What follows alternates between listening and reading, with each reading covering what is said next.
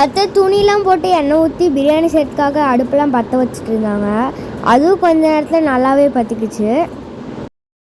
இவ தான் என் தங்கச்சி. எங்கள் பாட்டி செய்கிறதுல ஆவலோடு உட்காந்து பார்த்துட்டு இருந்தா. அப்புறம் வீடியோ எடுக்கிறத பார்த்துட்டு ஹாயெல்லாம் காமிச்சிட்டு இருந்தா. ஏன் பாப்பா கண்ணாடி போட்டிருக்கேன்னு கேட்டேன்னா, அதுக்கு புகை கண்ணில் போட்டுரும் அப்படின்றா. அப்புறம் எங்கள் பாட்டி போட வேண்டிய மசாலாலாம் உள்ளே போட்டு நல்லா மிக்ஸ் பண்ணிட்டு இருந்தாங்க. அடுத்தது மெயின் ஐட்டமான மட்டனையும் உள்ளே போட்டு நல்லா மிக்ஸ் பண்ண ஆரம்பிச்சிட்டாங்க.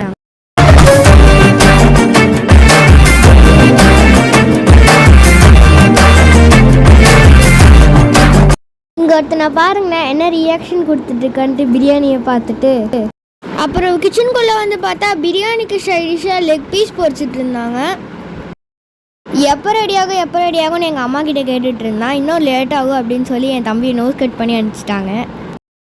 அப்புறம் இவரு தான் எங்கள் வீட்டோட மிகப்பெரிய ஃபுட்டி. இந்த பிரியாணியே ரொம்ப நேரமாக பார்த்துட்டு இருக்காங்க. அப்புறம் மேலே ஃபைனல் டச்சுக்காக புதினா தூவிட்டு மேலே மூடி போட்டு தம் போட ஆரம்பிச்சிட்டாங்க.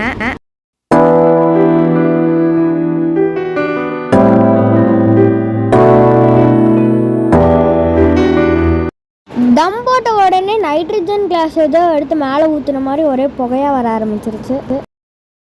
அப்புறம் தம்லேருந்து எடுத்தோடனையும் பார்க்கவே சூப்பராக இருந்துச்சு. அது உடனே ஹாட் பாக்ஸ்க்கெல்லாம் ட்ரான்ஸ்ஃபர் பண்ணி சாப்பிட எடுத்துகிட்டு வந்தாங்க.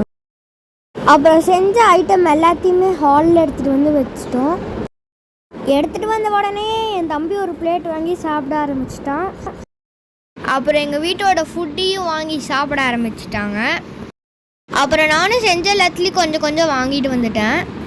அப்புறம் மட்டன்லாம் நல்லா பஞ்சு மாதிரி வந்துருந்துச்சு. அப்புறம் நானும் எல்லாத்தையும் வச்சு ஒரு வாய் சாப்பிட்டு பார்த்தேன். சூப்பராக இருந்துச்சு. அப்புறம் டெசர்ட்காக பாயாசம் செஞ்சுருந்தாங்க. நானும் ஒரு கப் வாங்கி குடித்தேன். அது வேறு லெவல். என்ன நெய்யில் கொஞ்சம் பாயாசம் கம்மியாக இருந்துச்சு. இன்னொரு வீடியோவில் பார்க்குற வரைக்கும் bye guys, love you all.